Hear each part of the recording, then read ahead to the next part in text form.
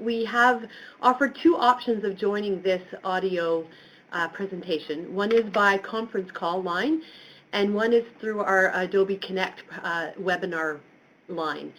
If you are on the computer to hear it, you will not see a presentation, you will only hear, but you can have an opportunity to ask questions in the chat box in the bottom right-hand corner.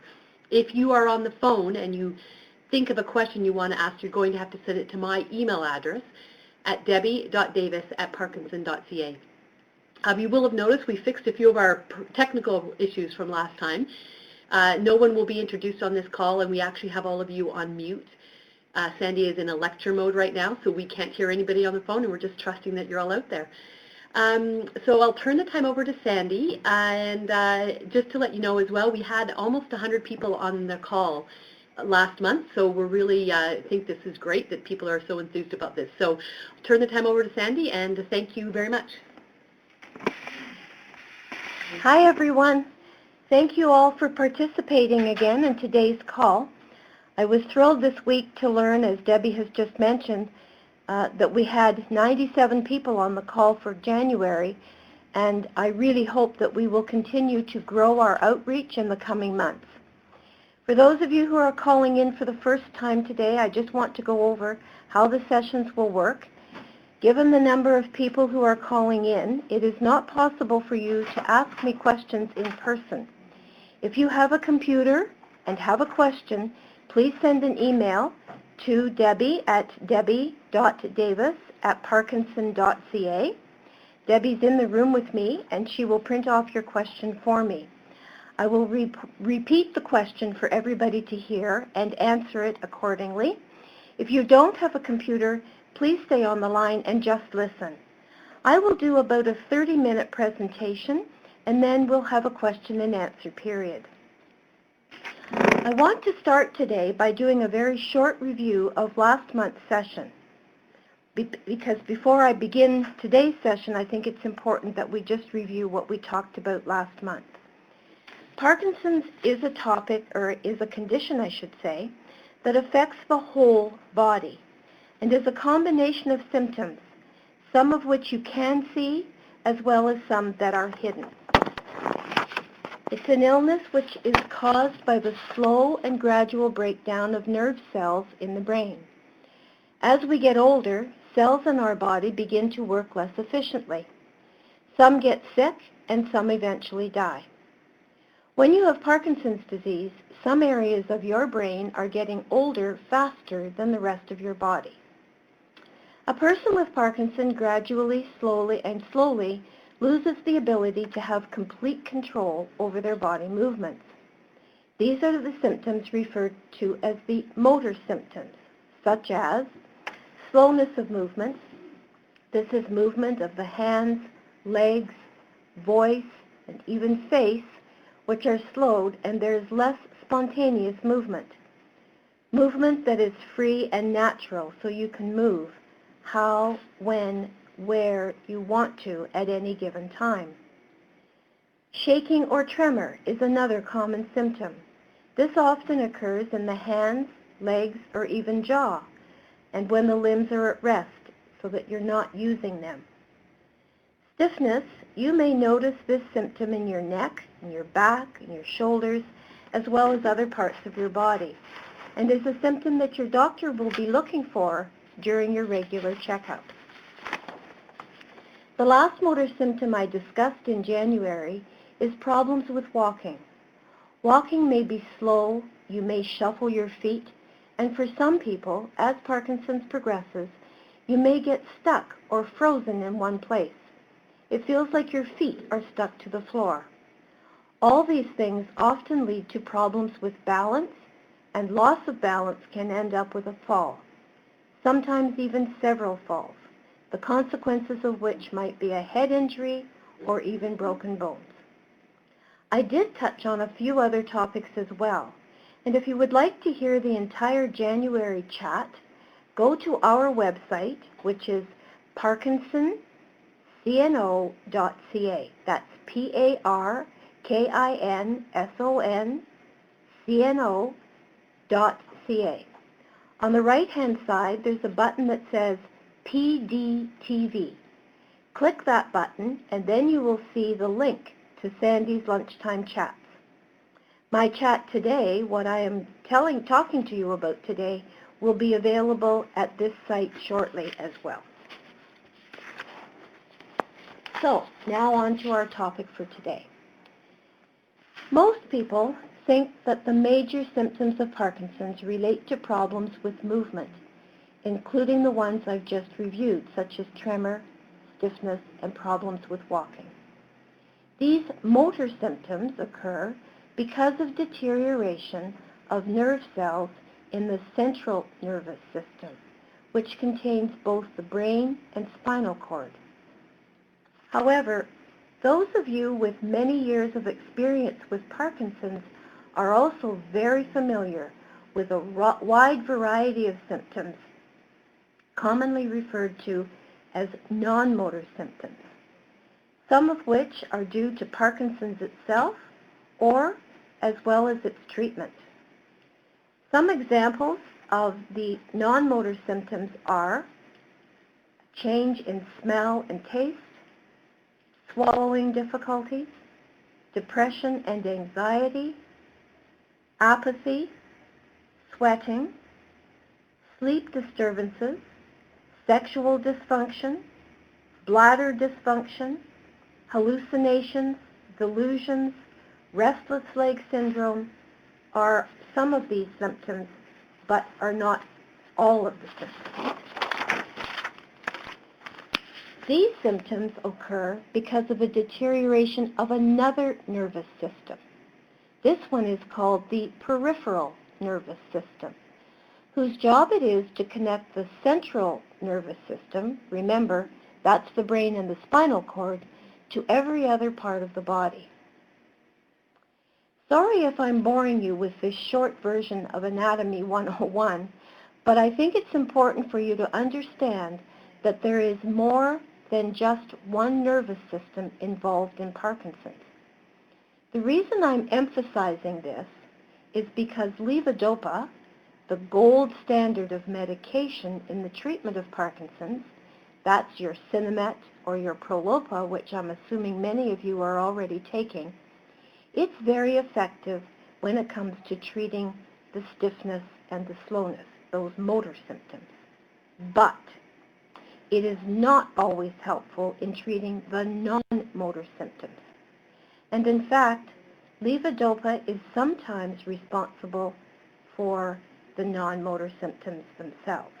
For example, hallucinations are delusion, and delusions are really side effects of the medication. We're going to deal with those in a topic in the not too distant future.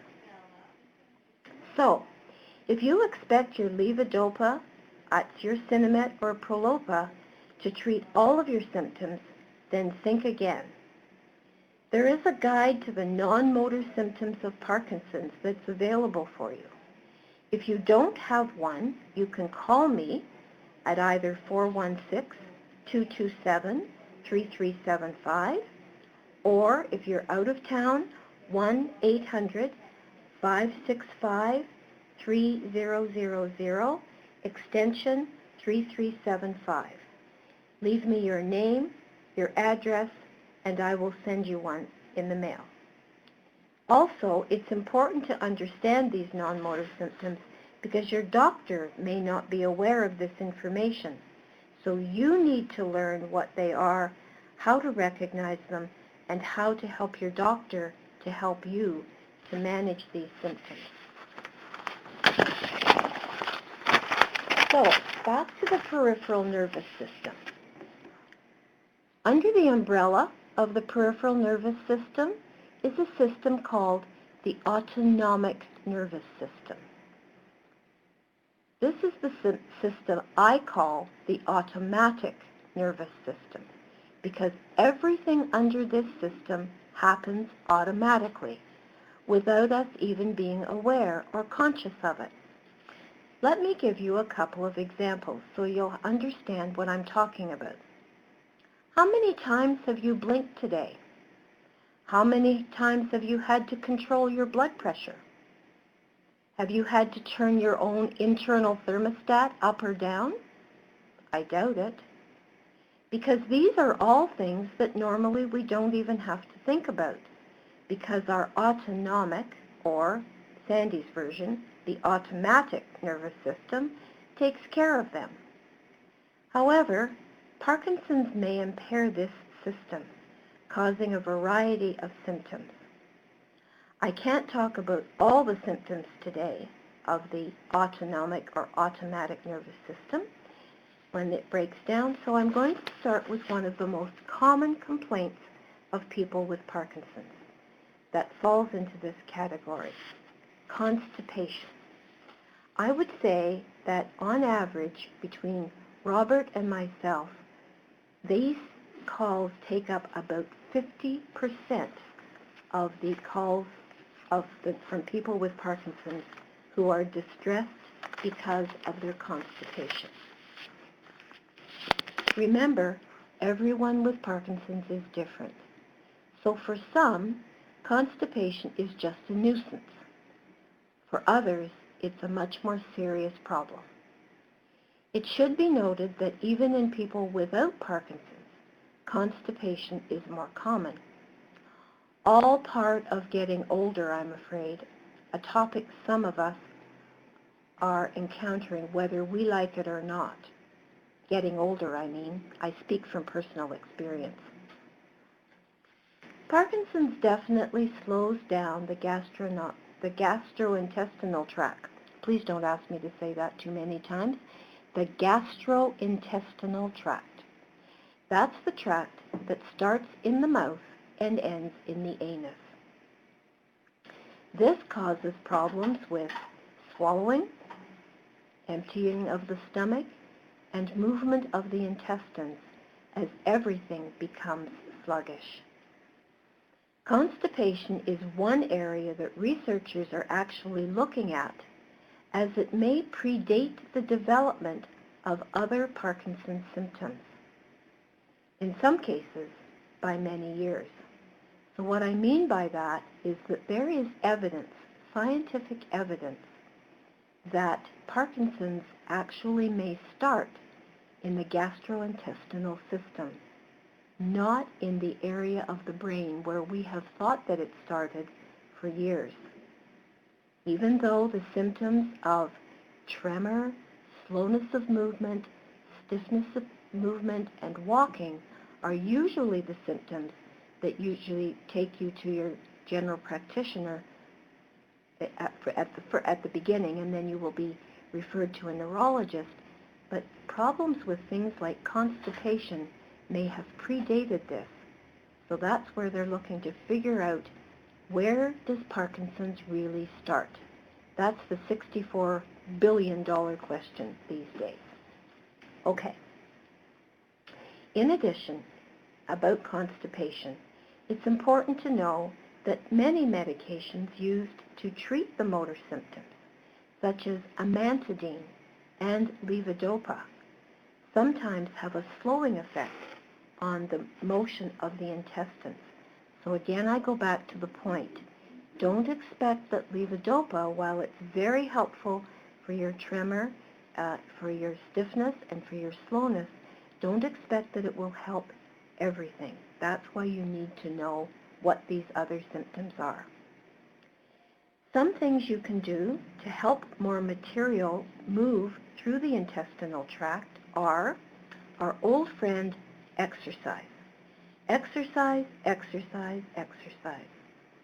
Daily exercise has been proven to help with constipation. When people with Parkinson's become more sedentary, basically when they become couch potatoes, because their walking and or balance problems increase as Parkinson's advances, the intestinal mobility, or the ability of things to move through the intestine, become worse. So please remember how important exercise is.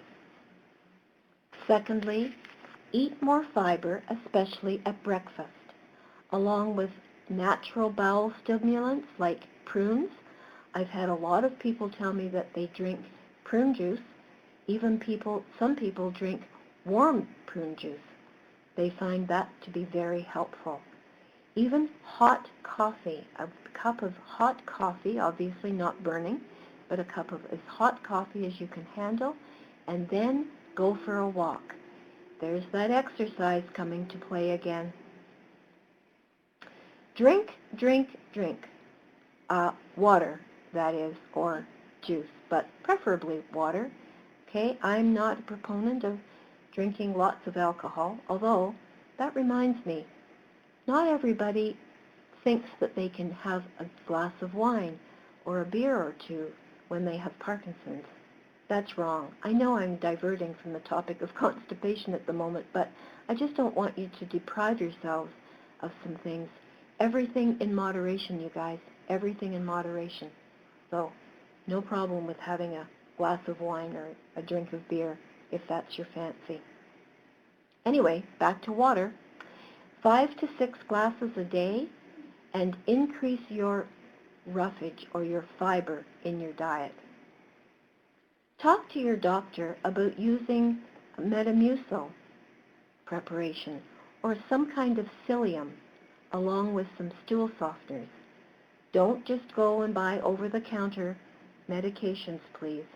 Every medication has a side effect, and having a stool softener or some kind of a Metamucil-like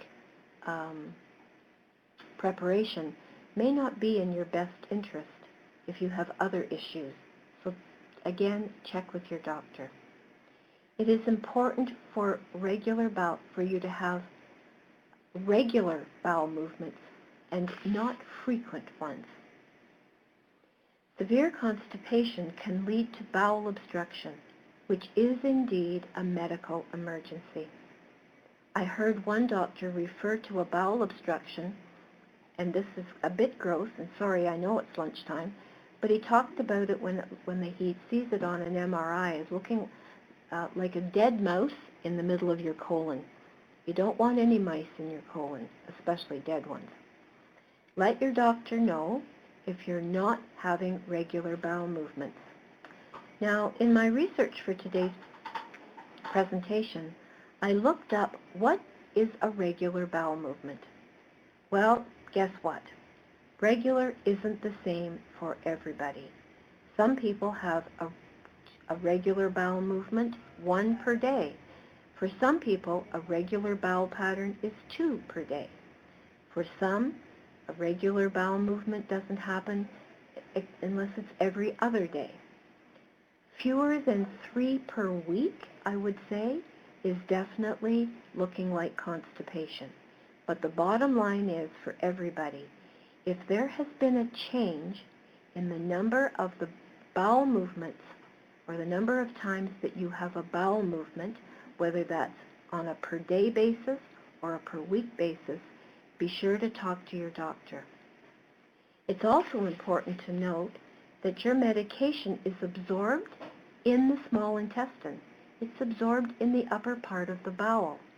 So if you're constipated, guess what? That's where your medication will sit. It will not get absorbed properly and will not be as effective as it should be, which can severely impact your quality of life. A couple of years ago, when I was attending one of the movement disorder centers, I had the opportunity to see an MRI of a person with Parkinson's who had been admitted to hospital with a bowel obstruction.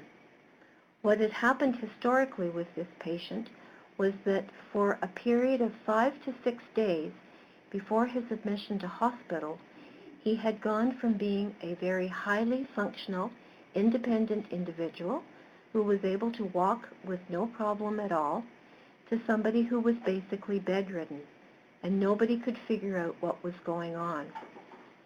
When the admitting doctor took a history from this patient, it was noticed that this gentleman had not had a bowel movement for 6 days.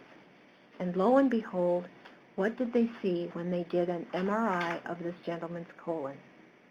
You guessed it. Approximately 2 inches of a yellow substance called Levodopa or Cinnamate, was sitting on top of the dead mouse, sitting on top of the bowel obstruction. No wonder this poor gentleman had not had any independence or any ability to be able to walk or do anything for himself for a long time. His Sinemet simply wasn't getting into his bloodstream and back up to his brain. So again, it's important to know your medication is absorbed in your small intestine, the upper part of your colon. Again, if you're constipated, your medication will not get absorbed properly and therefore can't possibly be as effective as it could be and will severely impact your quality of life. We have a brochure on constipation here. We also have a brochure on bowel management. And please call us again if you're questioning the numbers. They're on all of our brochures. My number specifically, 416-227-3375, or email me, and I'd be happy to send you one of these documents if this is a problem for you. Okay, I have a few questions to answer today. I'm happy to have had a few questions. I'm not getting as many questions as I would have liked, so if it's possible for you, if you have a question and you would like to send us a question, please send your questions to my executive director, who has kindly agreed to take these questions and let me know what they are. Again, that's at Debbie, that's DEBBIE .Davis, DAVIS, at Parkinson, PARKINSON.ca. Interestingly enough, a couple of the questions that I received about today for this presentation involve problems with bowel management. The first question I received, this gentleman is having actually some issues related to his colon, and these are questions. The question reads, my husband has officially had Parkinson's for 7 years. He has noticeable abdominal distension, which appears to result in his feeling full very soon after he starts to eat a meal. His family doctor has sent him for an abdominal ultrasound and a CT scan. There don't appear to be any abnormalities. This full feeling has contributed to his struggle with ongoing weight loss. Is this feeling of fullness common in Parkinson's, and what, if anything, might help? We have found it challenging to try to eat smaller meals more frequently as well due to his medication regime. So again, this speaks to the bloating issues which can result when the stomach empties its contents into the small intestine too slowly. Remember a few minutes ago I talked about the gastrointestinal sluggishness, whereby when things are moving through that tract between the back of your throat and your mouth and the back of your throat down to your stomach, and then the stomach is expected to empty its contents into the small intestine quickly. If that is sluggish or too slow, a condition called gastroparesis can happen, and it can cause particular problems for people who are taking levodopa. If the drug remains in the stomach too long or in the small intestine too long, it can't be absorbed, and therefore again it can't travel back to the brain. There's no real therapy for this issue. However, I think this is something that definitely should be brought to your doctor's attention, because the other thing that is concerning me about this particular question is the addition that this gentleman is losing weight. Again, why changes in weight loss can be experienced by people with Parkinson's is not a well understood or well researched phenomenon. So the exact reasons for changes in weight is not well understood. But again, if this problem with the bloating is consistently being shown up with the issues with weight loss, I think the whole nutrition and diet of this gentleman needs to be looked at, because again, it is very common for people with advanced Parkinson's to lose weight even despite trying to eat more. So again, as I said, if this is stopping you from eating, you may try again taking your meals during your on times. That's times when the medication is working well, and again, you'll find it easier as well to swallow at these times. Again, there's no medical treatment for weight loss due to Parkinson's, but you should make sure that you're eating enough. And sometimes people, because during most of our lives, most of us are conscious of having too many calories or of becoming overweight, but for some people with Parkinson's, eating as much high-caloric ice cream, milkshakes, all of those things may help to counteract the weight loss. But again, you need to make sure that you're eating enough. And also supplements such as Ensure or Boost may also help to increase this gentleman's weight and may even help with the bloating. So if this questionnaire, if this person asking the question needs more information, you know how to get a hold of me particularly. Okay, another question relating to the bowel is this topic. My husband has bouts of diarrhea occasionally, and we cannot relate this to a certain food. Is this a part of the disease? So, the answer is Parkinson's and anti-Parkinson's medications can, rarely, but can cause diarrhea. For this reason, if you do develop diarrhea, you should nearly always assume that it is being caused by something other than medications. Again, something that I talked about last week, or at least last month I should say, in my chat with you, is that we can't blame Parkinson's for everything that happens.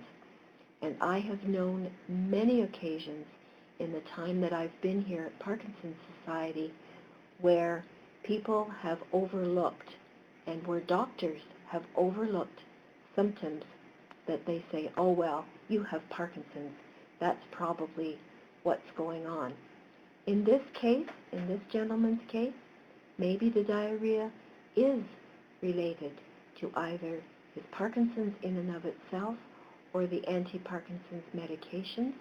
This is something that you should definitely discuss with your physician, but ask your physician as well to look for other problems that could be affecting the bowel.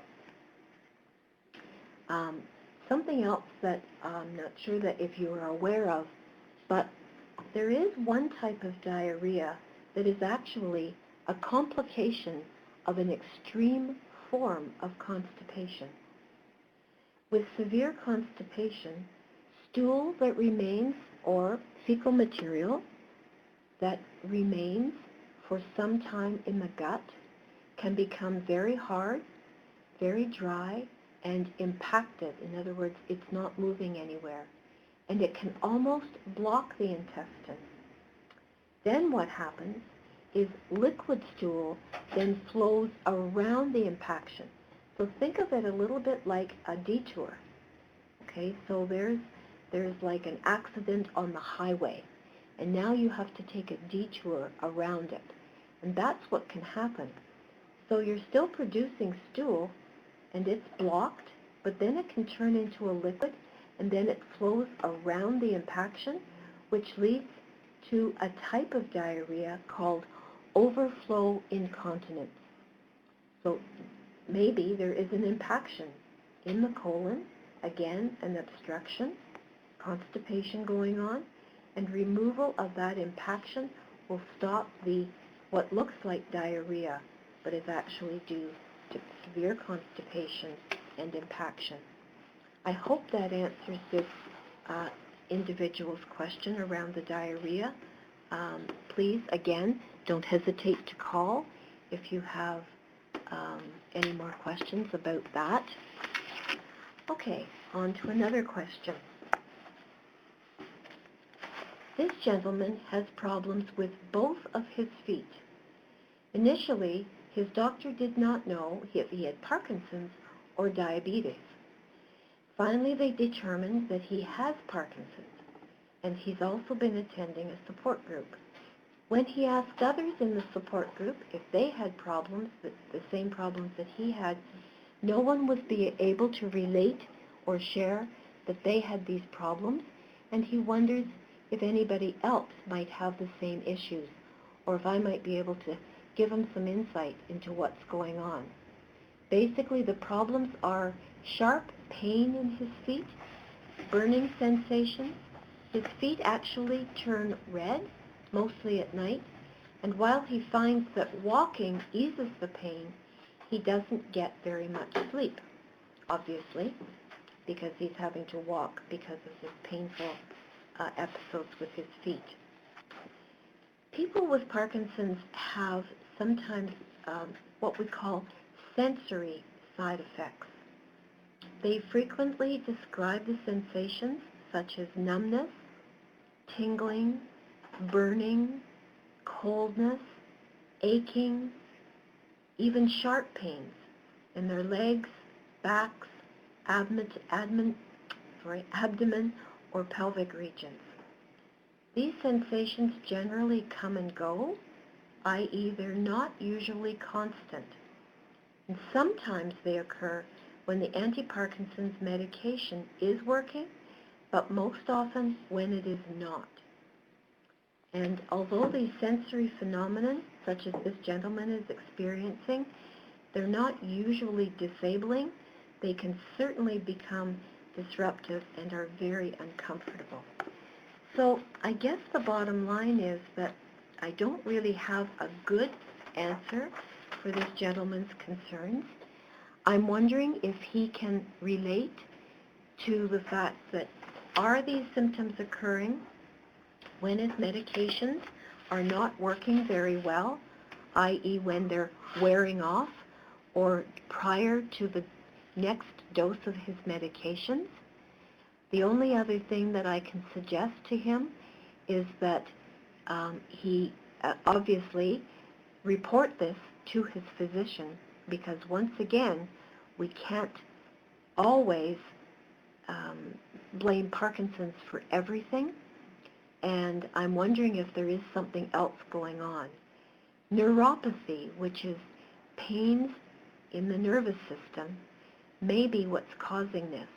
And I'm wondering, when the question is, initially his doctor did not know if he had Parkinson's or diabetes, if by any chance this gentleman actually does have diabetes, because there is a neuropathy that goes along with diabetes, and I think that definitely he needs to go back to his doctor and talk about this, because the bottom line is he is not getting enough sleep, which is a huge issue for anybody, but it's a bigger issue as well for people with Parkinson's, and as a result, he's not going to have a very good quality of life. So, again, needs further investigation, that's for sure. Okay, another question. See, hang on a second. One of our attendees asked if this person is a fan of David Doige. That's a person called David, D-O-I-G-E. He has written a book that calls The Brain That Changes Itself. And this caller has kindly shared an excerpt of the latest book with us. Has he ever been invited to speak at a Parkinson's conference was one question.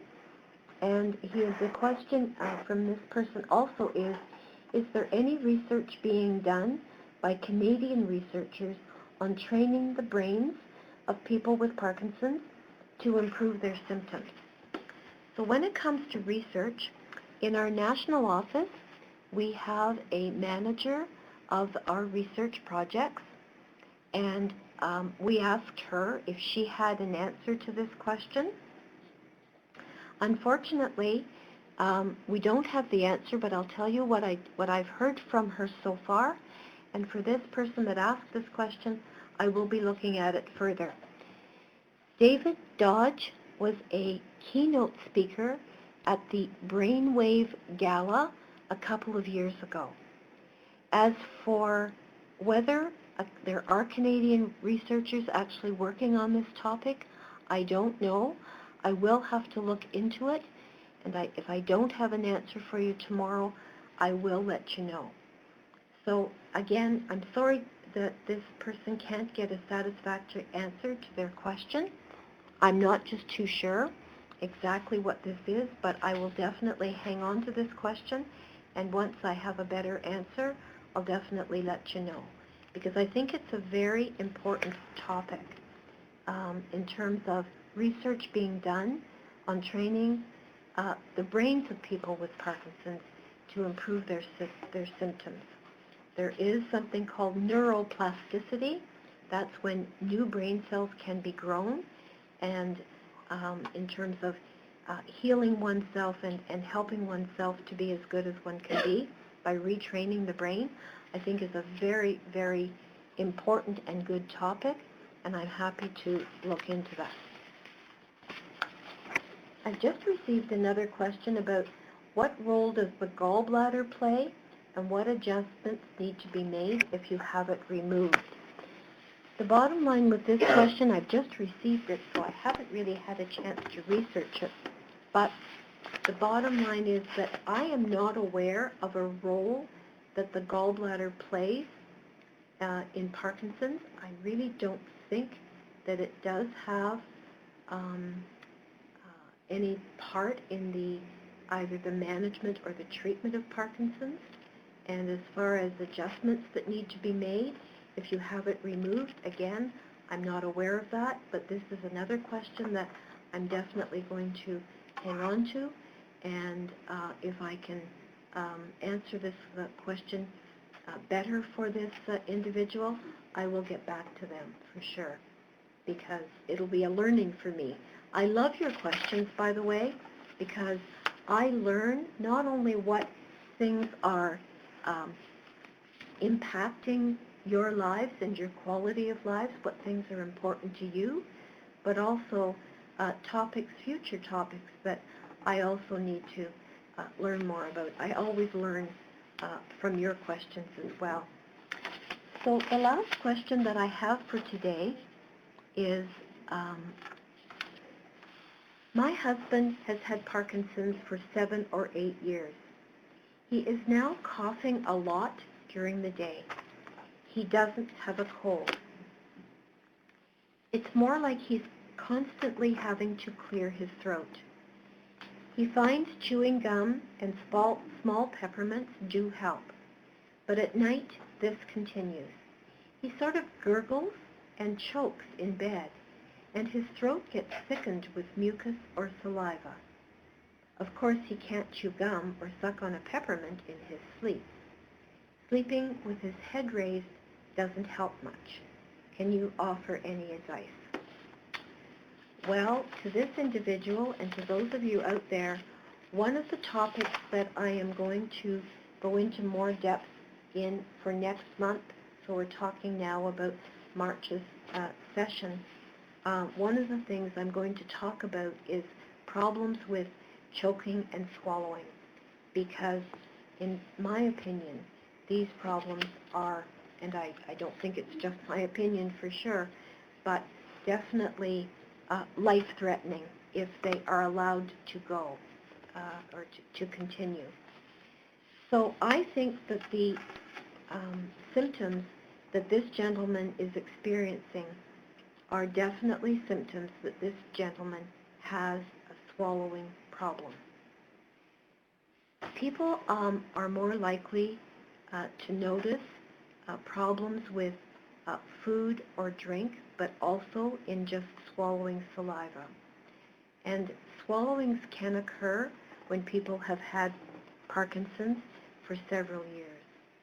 In mild cases, you may be unaware of swallowing problems, and I did talk last time about drooling, which is often a symptom that the individual is having a problem with the automatic swallowing reflex.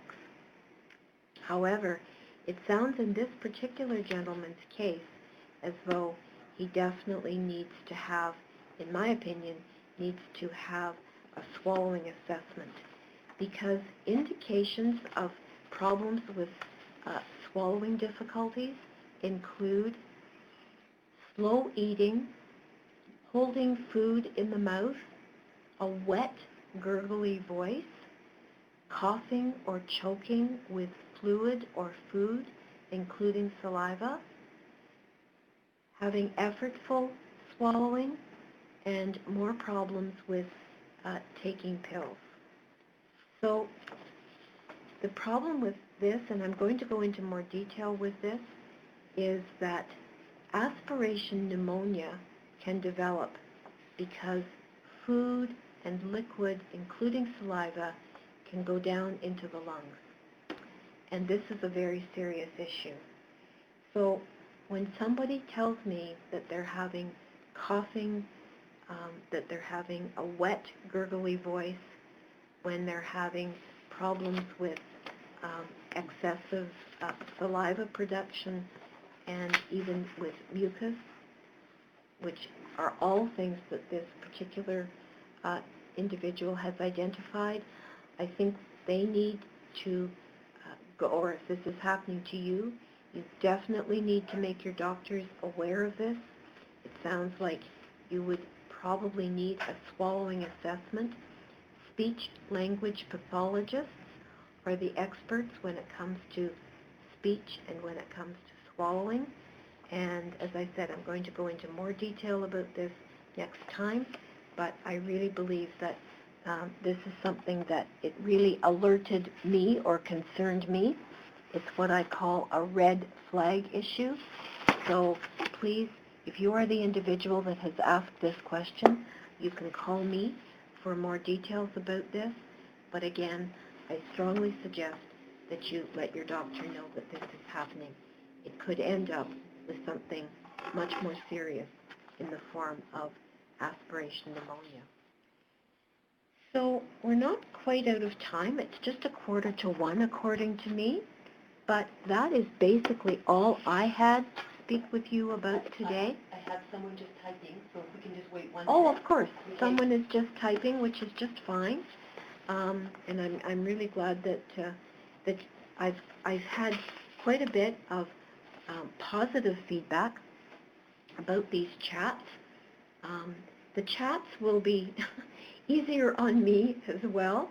The more questions that I get, the easier it will be for me, because then I will know that I'm targeting issues, as I said, that really pertain to your specific issues and your quality of life.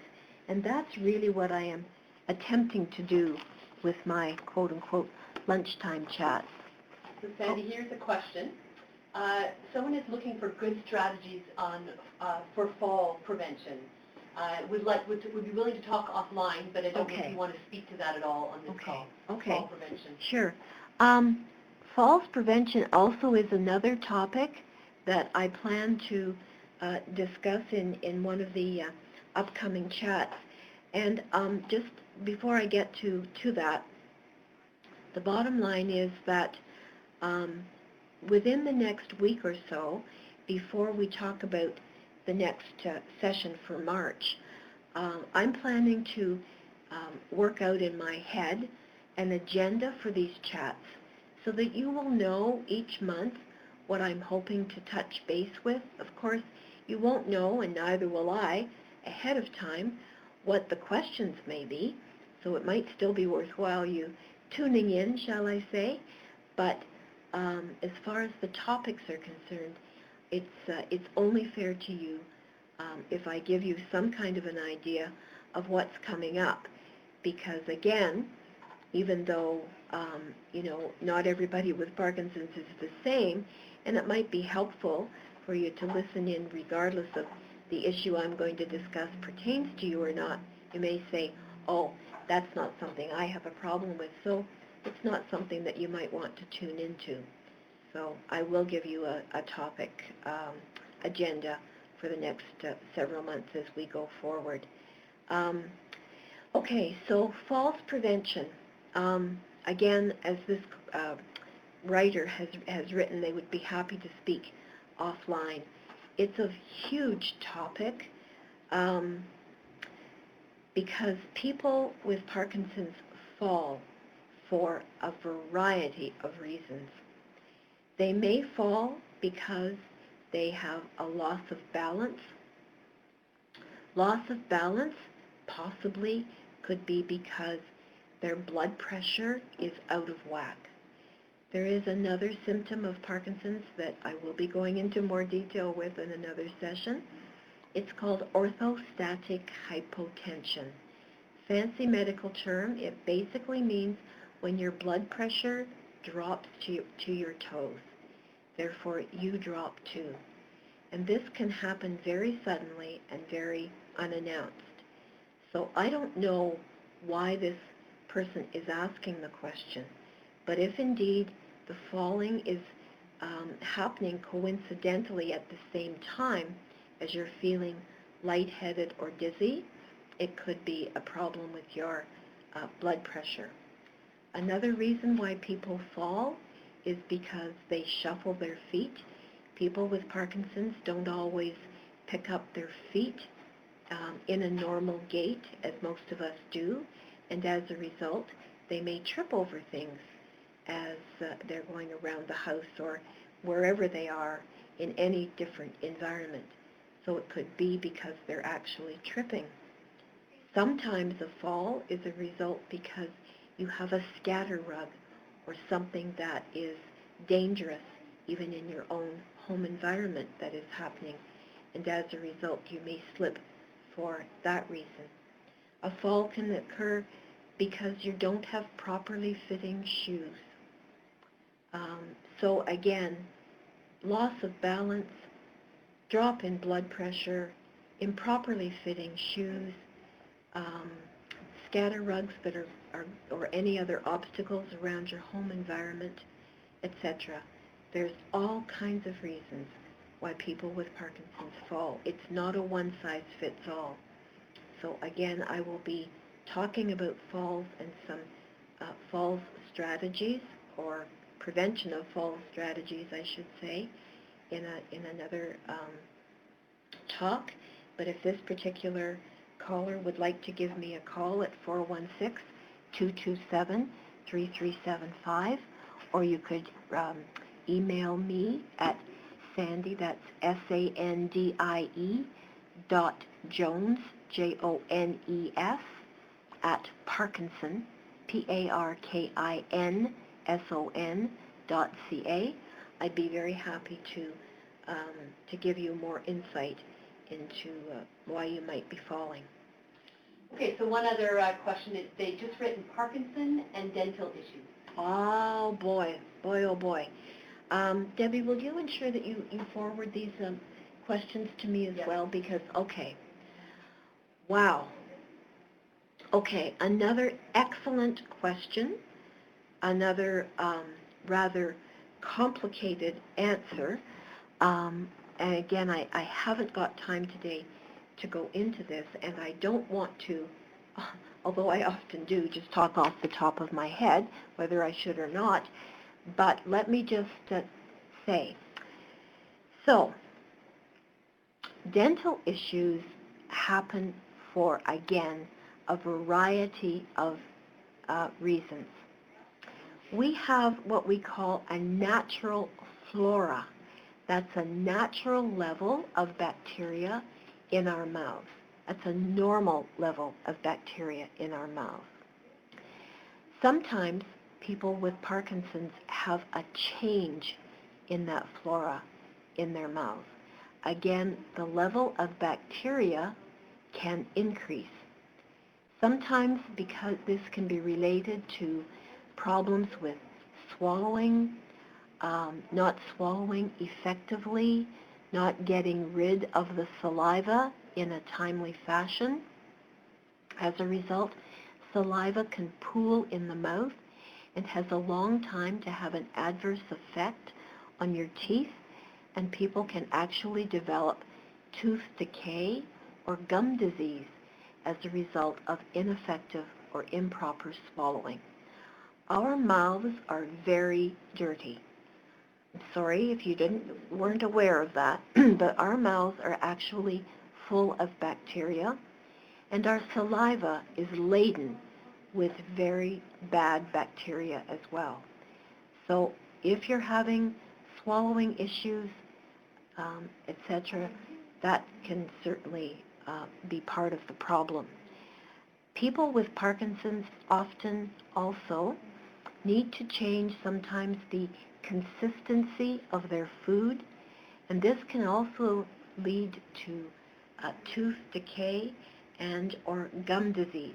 That's called periodontal disease, and over my time here, I've certainly known people who have had to have an exorbitant number of extractions or surgery on their gums due to gum disease because of the because of their Parkinson's.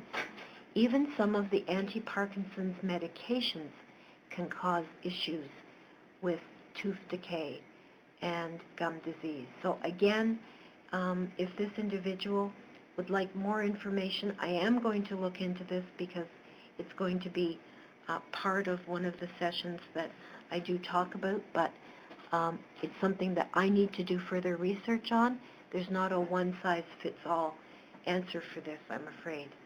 So I'm sorry if I haven't been able to give you enough information, but at least I'm hoping that gives you a head start to know that there is definitely an issue with dental issues, gum disease, and tooth decay when it comes to Parkinson's disease.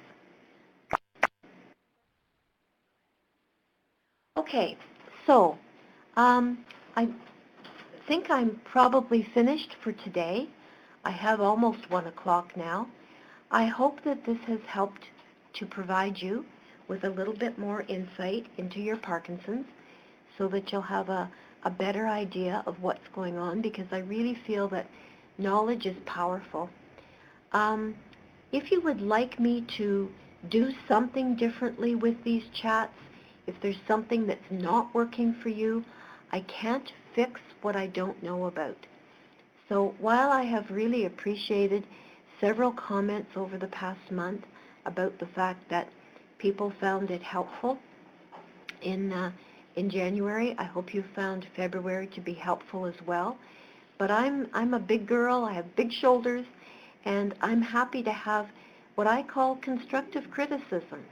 So if this isn't working for you, or you'd like me to do something differently, then please let me know. I know that one of the comments that I got last time from a gentleman, which I think is a very valid one, he found that the hour chat was too long.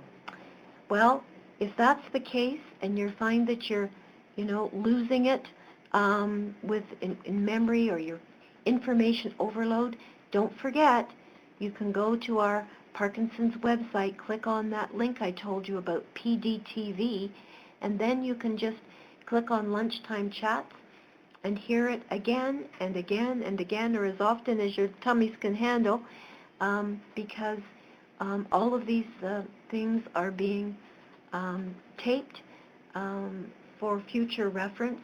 So again, if you're finding that you want to go over something again, or that you just haven't been able to take it all in, don't worry about information overload. Happens to me all the time. I just hit a pause button and then go back to refresh what's being talked about. So you can do that as well. So thank you again very much for participating in today's call. I will be anxious to get the numbers in terms of how many people have tuned in. If you have enjoyed this, don't hesitate to speak to others in your support groups or wherever you happen to cross paths of other people with Parkinson's. If you didn't enjoy it, don't tell anybody. Okay? We have to make a deal on that. Anyway, love you guys. Look forward to our next session in March. Take care. Bye for now. The leader has turned